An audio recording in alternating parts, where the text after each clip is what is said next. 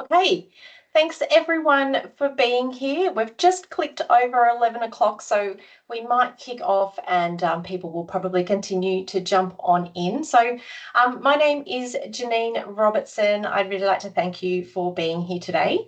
The session has a focus on retirement and the various considerations, choices, pathways that you have. So I'd just like to acknowledge the many lands from which we come together and pay respect to elders past and present, as well as acknowledging any Aboriginal or Torres Strait Islander people joining the session. I am coming to you today from Bidjigal country, where I live and work, and I'm also joined by my colleague, Pat Howard, and Pat is also on Bidjigal land. Hey, Pat. Hey, Janine, and good morning, everyone. Thanks for joining us. Okay, so I think everyone was probably expecting this kind of disclaimer slide. It always comes first in a superannuation presentation, but it is important that I let you know what we're talking about today is general in nature. So you shouldn't consider it personal advice, and we can't answer personal questions in a group forum like this. So a really good rule of thumb is if your question starts with, should I, then that's something we can't answer. But I do want to acknowledge your questions are very welcome. Please feel free to use the Q&A function, and Pat's going to help me try and keep up with answers and get back to everyone. If you did ask something personal and Pat wanted to kind of take that offline, he might ask you to get in touch with him directly, and we will also have some details at the end of how you can reach out to us for any of those personal questions. Okay, so what are we going to talk about today? We really want to start with some of the retirement considerations that might be on your mind and get you thinking about your own circumstances, your own personal preferences. Retirement really isn't what it used to be. The concept of, working at one organisation for your whole career and quitting on a set day to get a gold watch, it's really just over for most people. And we didn't really switch out those watches for smartwatches. Retirement's just a really different concept to what our parents or our grandparents might have experienced. So we want to spend a moment just thinking about that.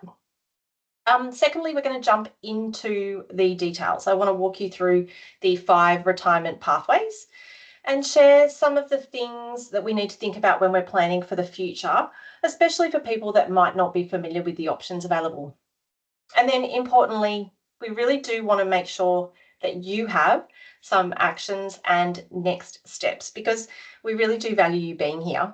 But what you do after you leave this session is just so important. So we'll cover that off at the end. Okay, so before we jump into the pathways, I did just want to hear from you. So I'm just going to put something up on the screen quickly. When you think about retirement, what's something that jumps to mind for you? Is it about how you'll spend your time? Is it about how quickly it's approaching? Is it about your health? I'd love to know something that jumps to mind when you hear that word retirement. And so while you're thinking about that, I just wanted to share this quote from Roger Federer, the tennis legend. So technically, we kind of think about Roger as having been retired, but I really did love the way he framed it because the word retire is often defined as to cease or to withdraw or to end. But I think in reality, retirement's a really big life transition. It's one that comes with a whole lot of new challenges, goals, opportunities, pathways. And it's also not something that's always black and white. We don't always work one week and then we're fully retired the next. So for many people, it's a gradual shift. And as Roger puts it, retiring is less about stopping and more about graduating from one big thing and moving on to the next. And I can see that reflected in what you're all writing here. Freedom, time with life, time to do the things you want to do. Working? Oh, that's really interesting that someone still put work in there. A new phase of life. Yep, absolutely. So I'm just going to leave that open for a minute because this slide has some of those answers on it too. Expectations of life in retirement really are shifting. And you might not realise, but the oldest of the Gen X cohort are turning 60 this year and being able to access their super. So things are really going to continue to change. And what are some of those changes? Well, more people are retiring with debt. That might be something that you need to think about. Having kids later in life could mean that you've still got kids living at home when you are ready to retire or graduate. We're living longer, and that brings different challenges for long-term health problems, for elderly parents still being around, needing care, us needing care. And I think the big one that I want to mention is the age at which we're retiring. It's just becoming more and more diverse. So some people are really aiming to leave the workforce early, and others are working longer, and that's been helped by flexible and remote work options. So hopefully you can see those results on screen as we jump into the next part of the presentation. So my ask is that you really keep some of those things that we've just talked about in mind, because retirement isn't what it used to be, and it is different for each of us. So each of the pathways is like a fork in the road. It's a point where you get to make a choice. So let's keep moving. So retirement timelines. There's no right age to retire. When you retire is up to you. There's no retirement age attached. You can choose to retire whenever you want to, as long as you have the financial resources to support your lifestyle. And that's because there's no official retirement age in Australia. There's no legal requirement to stop working, but there are some important ages that are worth keeping in mind. So at 60, you can access your super through a transition to retirement pension, or if you end an employment relationship. At 65, you can access your super with no restrictions, even if you keep working. And then at 67, you may become eligible for a government age pension, depending on your income and assets. So if you don't know when you're going to retire and what this pathway might look like, knowing these milestones is a really great starting point for your planning. So it's really good to just get those clear in your mind. Okay, we just talked about when in terms of your age. Now let's have a think about how to get there. So pathway 2 is about boosting your savings, which can help both to have that lifestyle that you want. It can also influence the age at which you make that choice to graduate into retirement. So regardless of your age, you can make a choice. You can add to your retirement savings now, you can put it off for later. It really is your choice, but adding small amounts over a long period of time can be really valuable. And it can help you avoid that need to really turbo save as you get closer to retirement. So I can't tell you when you should start adding to your super. I can't tell you how much, but I can give you some information about salary sacrifice and tax rates. And the reason for understanding this is it really can help you make informed choices. And this information does also play a role in transitioning to retirement. And we're going to talk about that next in pathway 3. So these are the Australian tax rates. And before I just jump into where super fits, I did want to confirm how tax works in Australia. Now, if you've ever been confused, don't worry, you're not alone. This is something that is really commonly misinterpreted. So if you already have a good understanding, this is just a quick refresher. What we have is a progressive tax system. So what that means is as your income rises, you pay more tax on the next increment of your income. So for example, if you're earning $200,000 a year, you're not paying 45 cents in the dollar on the whole 200,000. You're paying only on that income that falls in that highest bracket. So the part above 190,000. But where does super fit in? Well, super is generally taxed at the concessional rate of just 15%.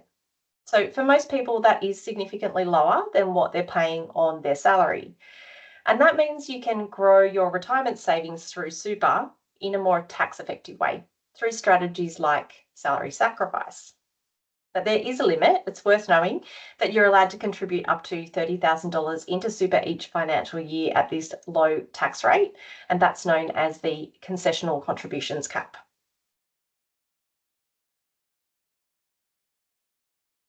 So boosting super through contributing is a pathway that you can take as you plan for retirement, and you do have some choices. Understanding that you can save some tax is part of the decision. Remembering your employer pays super at a minimum rate of 11.5%, and that's jumping to 12% on the 1st of July, so not far away. Your employer contributions do form part of the $30,000 limit to access the 15% tax rate. Now, the most common way to top up super is through salary sacrifice as a before tax contribution to your account. However, you do also have access to these after tax contributions as well. So if you're considering adding to your super, salary sacrifice contributions are arranged through your employer, and after tax contributions are most commonly made through BPay, and you can access those details when you log into your account. Now, there are rules and limits that apply, and if you want more information, our coach team will be able to help. Their contact details will be at the end of the presentation. Now, remember, the decision to salary sacrifice or add to your super is money that's then locked away as a long-term commitment to retirement. And so depending on your age, it could be a while before you can access it. But that long-term timeline also gives you time to really grow your account and help you reach your desired retirement. So it is a pathway you can choose. Then next up, I want to have a look at an example to make sure you have a really clear understanding of how salary sacrifice works.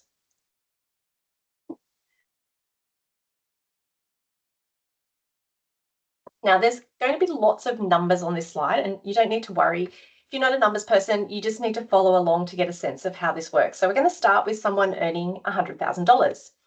Now, we've just picked a round number. The concept applies even if this is not your income level. So on the screen, you can see a person with their income, their super, and their tax. The tax on their income is at their marginal tax rate that we showed you a moment ago, and the tax on their super contributions is at 15%. Now, let's assume this person wanted to utilise salary sacrifice right up to that highest amount, right up to $30,000. So you can see what's happened is a portion of their income has been moved from the top line, from their salary, down into their salary sacrifice contribution. Now, they're going to see a reduction in their take-home pay because they've moved that money into their super.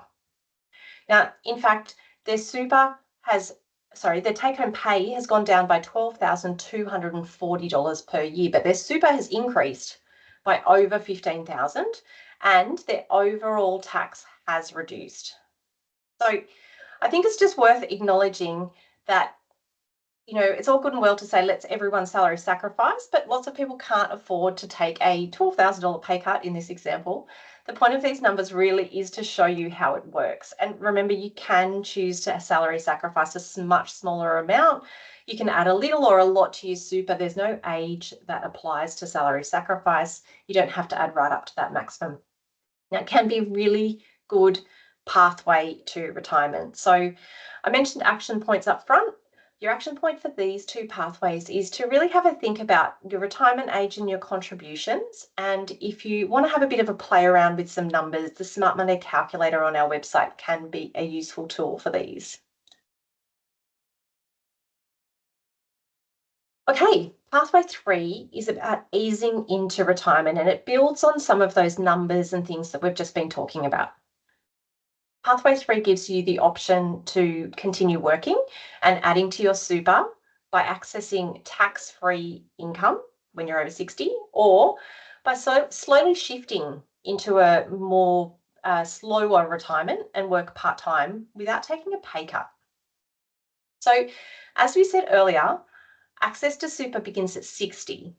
Now, if at 60 you're still working, you can move some of your super into what's called a transition to retirement pension account, and you can begin to access some of that money.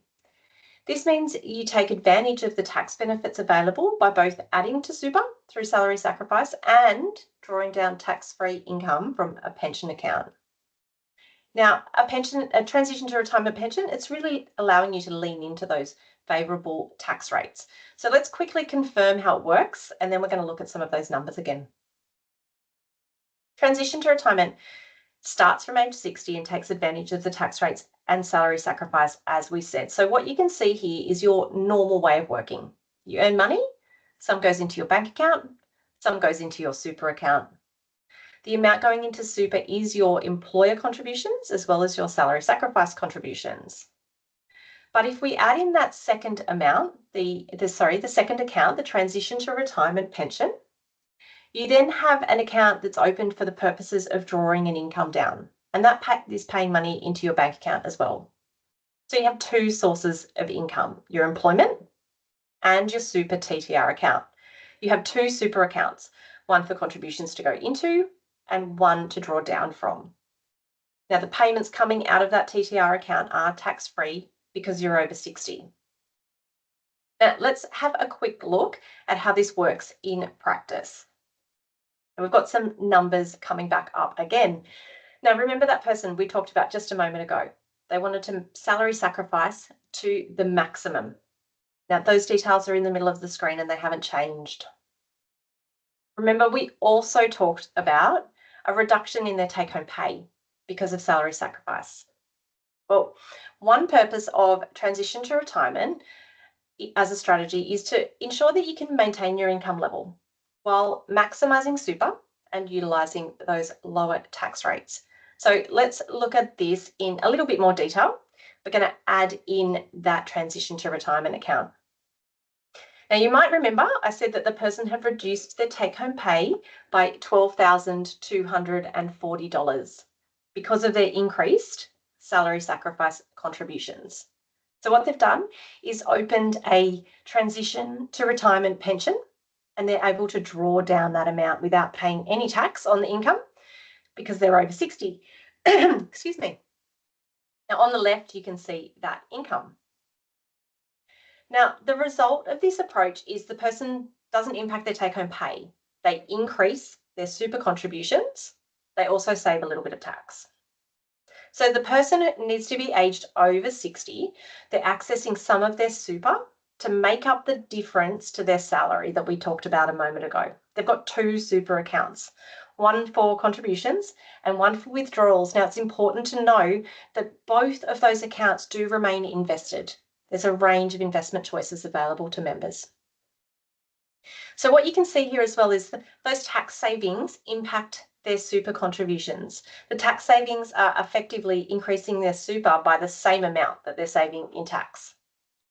Now, a little reminder here, everyone's numbers are going to vary, and we do have our coach team that can help you to understand yours if this is something you're thinking about.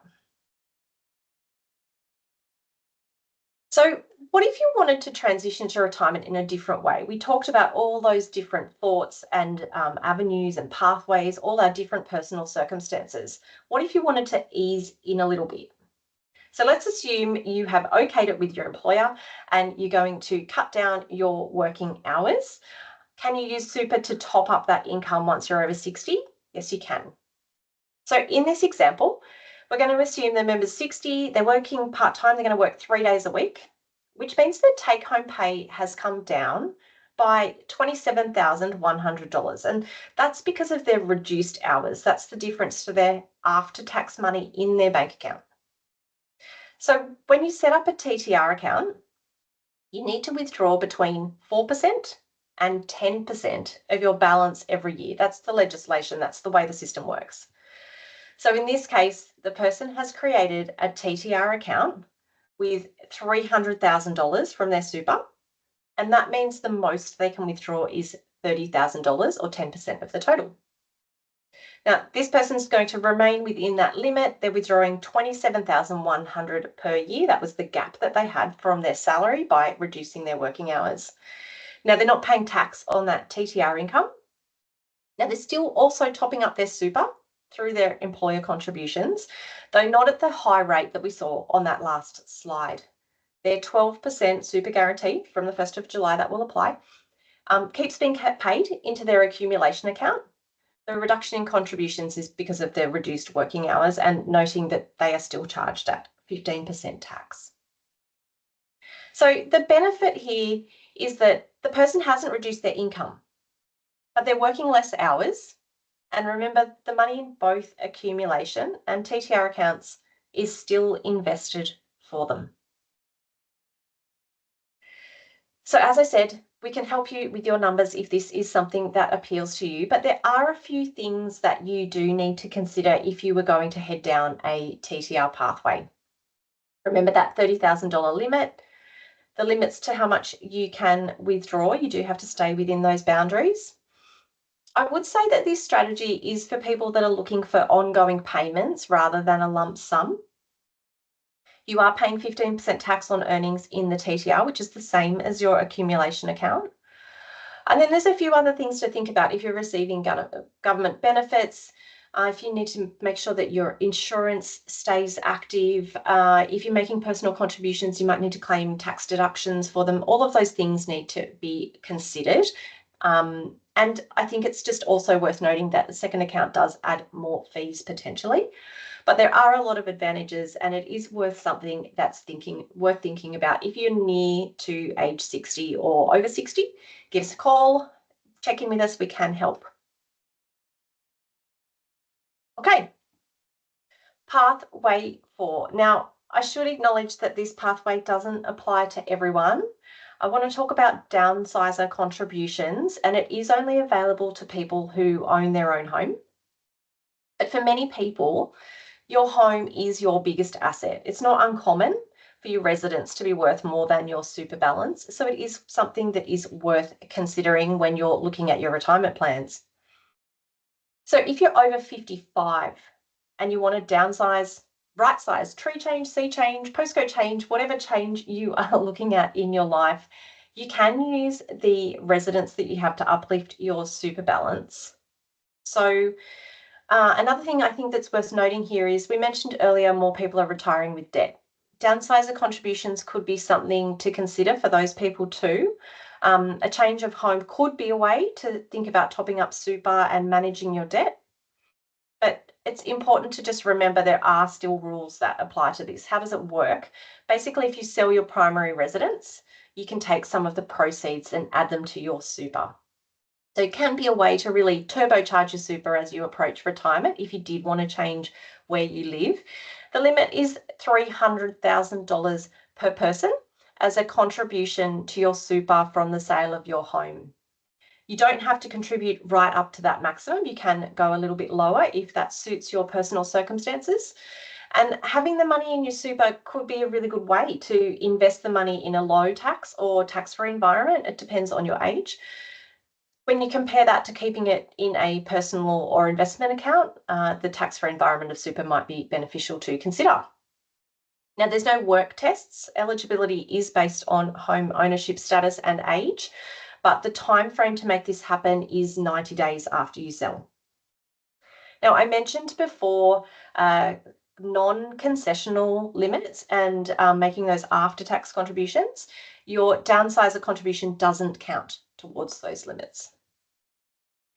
So I think the final thing that I just wanted to note here is there's a lot of positives. Downsizer contributions are really worth considering, but it is worth noting that if you're eligible for an aged pension through the government, then the change in position could impact that, because at present your main residence is excluded from the assets test that applies to government pensions. So selling your primary residence and adding funds to super, it really should be considered as part of your overall financial picture. So another one to take action on if this is something that is relevant to you, our coach team can help, and there is more information on both our website and the ATO website. Now, I just mentioned coach a number of times, and I think getting help is such an important pathway as we approach retirement. We've talked about a lot of different considerations. We've all got unique circumstances and different goals for retirement, as we saw at the beginning. I think advice is just becoming more important than ever to navigate your own circumstances and your options. I could throw a whole lot of statistics and data at you about the benefits of financial advice, but instead I'm just going to say this: we can help. Smart Monday has a coach service. It's part of your membership to talk to us and to get planning. They're a great resource to really help you find your pathway. They can talk to you about your retirement, all the topics that we've shared today, as well as about the age pension. And I would flag that seeking advice and support isn't only for people close to retirement. Taking action earlier can be really helpful. And coach details are coming up shortly. So just before I bring those up on screen, I did want to flag that we've given you a lot of information, and depending on where you are on your own pathway, you might be ready to jump into the next phase and graduate into retirement. So if that is the case, I really would encourage you to reach out.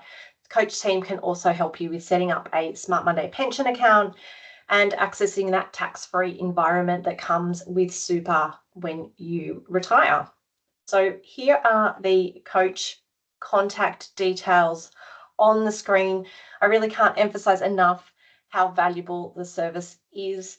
You can see there's lots of different topics that you can talk to a coach about. So I'm going to leave these on the screen just for a moment. You can get them down, but also flagging that they're always available on the website. Now I've got one more slide for you. I just want to make sure that you do have those action points ready to go so you know what to do next. Now, firstly, I always recommend that people log into their account. Make sure that you have access online. Make sure all your contact details are up to date. Next, I'd say take a look at your current contributions. Use the calculator that I mentioned before on our website. Get a bit closer to your super. If you want to know how anything that we've been talking about today applies to you, please make a booking with our coach team. And finally, get planning. We really do all have unique lifestyles, preferences. And if you haven't started thinking about retirement planning, then even if it's a long way away, please take action, have a think about it, because really starting earlier can help you achieve your goals. Now we're going to jump into some questions next. We did receive some ahead of today's session, and I'm not sure if Pat's got any in the chat. And while Pat just has a quick look there, if there's anything that we need to respond to, I'm going to bring up a couple more questions for you to answer on the screen as well. Pat, is there anything there we need to look at? Look, we have one from Gail, and Gail, I apologize. I think your query was actually more of a statement from earlier on about thinking about retirement. You noted decisions that I need to make now. But if that was actually a question, Gail, if you wanted to maybe put a little bit more note in there, we could talk about that broadly. Other people may have the same things on their mind, but that was all. Thanks, Jeanette. Oh, awesome. Okay. Well, we might have a look at some of the questions that came in as part of the registration then. Just launch those. So let's close that. Okay. So we did have a few, Pat, about accessing super. Can I throw a couple of them at you? Oh, look, why not? I'm here. Let's go. Okay. Can I invest my super with Smart Monday and receive a fortnightly or monthly income once I retire? As a second part to the question, how much will I receive if my balance is around $300,000? Okay, cool. So there's a couple of bits to that. So we've spoken about how we invest, well, sort of going through our working lives, and we call that an accumulation account. Once you retire, assuming you've met preservation age and the conditions of release, you can open up a pension account. And that's the kind of account that if you think about super, when you're working, the accumulation account's like your savings account, and then the pension account's more like your spending account when you retire. So that's the account that you can open, and that'll give you then a preset periodic payment. So for instance, you could elect to be paid every month while you're retired, and that payment would come to your account. So yes, you can do that. That's a pension account. That's how that works. Now, how much was the figure that we had in mind? Was it 300,000? Oh yeah. So from 65 up to 70, there's and each 5-year increment, there's a minimum percent that you have to draw out of a pension account. There isn't a maximum though. But let's say you were 65, well, the minimum is 4%. So if you had a $300,000 balance in your pension account, then each year you would have to draw out a minimum of 4%. So that's $12,000 if my math's okay. But you could elect to draw out higher if you wanted to. And you've got to remember that money is invested as well. So it may grow, but it's your choice as to how much you take out. Awesome. Okay, Pat, if I'm living overseas in retirement, can I access my super? Yes, absolutely. If you've got overseas living on your mind, and I think a few of those questions at the start, people were talking about traveling and changes of life. So that's fantastic, if that's you. So the rules of super apply to you no matter where on the planet you are. So if you just treat your super or pension the same as if you were sitting wherever you are in Australia now, the same rules will apply. The only caveats that you've got is if you're receiving a payment from us, it needs to go into an Australian bank account. So you'll need to deal with what you do with it after that. But all the same rules apply. It doesn't matter where you are. Awesome. Okay, so Pat, let's just say I'm ready to go. What's the process to access my super on retirement? How quickly can it be arranged? Okay, so yeah, assuming you meet the conditions of release, so I think it's important to sort of go back to that first question where we talk about are you in the accumulation part of super or have you transferred funds into the pension? So if you're in the accumulation part, but you've met conditions of release, you can apply online to be paid, and that could be transacted within a week. It's important to think of your super. It's not exactly like a bank account where you can press a button and the money just turns up instantly. There's a little bit of a lead time, but it's fairly fast. And if you're planning these big things, hopefully it's not as spontaneous as what I was just describing. If you want to set up a pension account, that might take a couple of weeks because the money's got to go out of your accumulation account, get zhuzhed around in the background, and then they've got to open a new account for you in the pension. But once that's set up, it's pretty set and forget unless you choose to make changes. Thank you. Okay, a few more. What's the maximum amount you can draw from super or a pension if transitioning to retirement after 60? And is there a Okay. minimum number of hours that I need to work? Okay. So for the transition to retirement, you did cover that off, Janine, but just to rehash for people. Mhm. So if you're in transition to retirement pension, uh, whatever the balance that you transferred into that was, you need to draw out a minimum of 4%, but a maximum of 10%. So what that number looks like for you individually, it's going to depend on the balance that you transferred into that, but it's going to be between 4 and 10% of whatever that balance was. Um, so you can do the maths from there. And sorry, Jenny, what was the second bit? Is there a is there a minimum number of hours to work? No, there's not for a TTR. Look, it is assuming though that you are still working, hence it's a transition to retirement. If you've met preservation age and conditions of release, um, then you potentially don't need a transition to retirement. You could just open a pension or withdraw if you wanted to. So it's just worth understanding your individual circumstances. So TTR may apply for you, or you may have other options if you've finished working. Awesome. Okay, Pat, this was one of my favorite questions. In retirement, can you choose what aspects of the super fund you use up for income? So, for example, Oh, can I keep 1 or 2 years worth of money in a lower growth or more stable asset and have the remainder in high growth? So, the shorter answer to it is yes, but do you want to expand on anything with that one, Pat? Oh, look, only expanding on that same principle, which the answer is yes. So if you open a pension account and that's going to have these automated payments going to you that you've elected, you can split where those payments are drawn from. So if you put your funds into the pension account, you can choose multiple investments. There's a lot of options available, but you might choose, for instance, to put some of that in a low risk investment and use that portion of your fund to draw down, and then use some of your other pension in maybe more growth oriented investments to try and also build some income as you go. But you can make that election. So yeah, you can have a bit of a strategy there and you can be quite intentional. Yeah, that's a good question, Helen. I think the reason I liked that question is we do need to remember that we could be retired for 20 or Mm, more years. And so yeah. that really is still a long-term time horizon for some of your investments. Mm. So I think that that's really one of those ones that's worth talking to the coach team about and really thinking about what should your investments be as you're heading towards retirement. Yeah, agreed. And I Um, think it's just a good one because we're thinking ahead, right? And that's the whole point of today is to start being intentional about actually what am I going to do and how am I going to do it. So yeah. Okay, what else have we got here? Investments.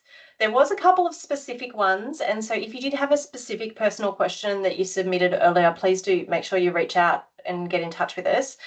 So a kind of a generic question, Pat. What's an Mm. acceptable investment return? Oh wow, such a good question. Thanks, Jenny. Uh, Well, look, Do you investment want me to returns go take it? up and down. Yeah, back to you. No, Okay. all the time, right? And look, we always got to say, past performance, it's not an indicator of future performance. And we don't know what's going to happen next. We can make our best strategy for it, but we truly don't know. So what's an acceptable return? It's really going to come back to you personally. You need to consider, what are my goals? How much? What's a return that I think I need to achieve what I want? And before that, you've got to figure out, well, what is it that I actually want? So there's several steps in that. And then considerations such as how long till you've got till retirement. So generally someone younger can take more risk and aim for big returns, whereas people that are looking to retire very shortly, they may not want to take much risk. And in which case an acceptable return might be much lower. And then we've all got our own personal preferences. Some of us are very risk taking, some of us are very risk averse. So you've got to factor in what's going to let you sleep at night. We all want the biggest return number, but if it's a return number that gives us great anxiety, maybe it's actually not the number that we want. And then other bits and pieces outside of super as well. Do you have additional income or assets? So what role does super or pension play in your overall financial plan? So yeah, that's a really long way to answer. We can't answer that, but hopefully it makes you think about what's your approach to your circumstances, because everyone's answer is different. Another one, Pat, can I change my investment mix? Yes, slam dunk, absolutely. So you can do that online in your account. You can look at all the options you've got there. You can you can make your own mix. You can transfer from one investment entirely to another. And you can't get it wrong. It won't let you go ahead if you haven't selected 100%. So just so you know. And you can also change your mix of what your incoming contributions will be allocated to. So you could change what you've got in there now and then have what comes in next allocated differently to that if you wanted as well. So there's a few different options you can do there. But yes, you can definitely choose. And if you're unsure what is a good choice for you, or you want someone to guide you or give you some recommendations, that's what my team, the coach team, does. So don't be shy about asking, but you can definitely do it. Awesome. Okay. Can you just double check if there's anything else in the Q&A, and then we will wrap things up, please. Okay, so look, we've got no more in the Q&A. So sounds like we've got some really good information out to everyone today. But yeah, reach out if you've got more questions to the coach team. Awesome. Thank you so much, everyone, for being here. Really appreciate you contributing to the polls and for taking the time to attend. We look forward to seeing you at the next one.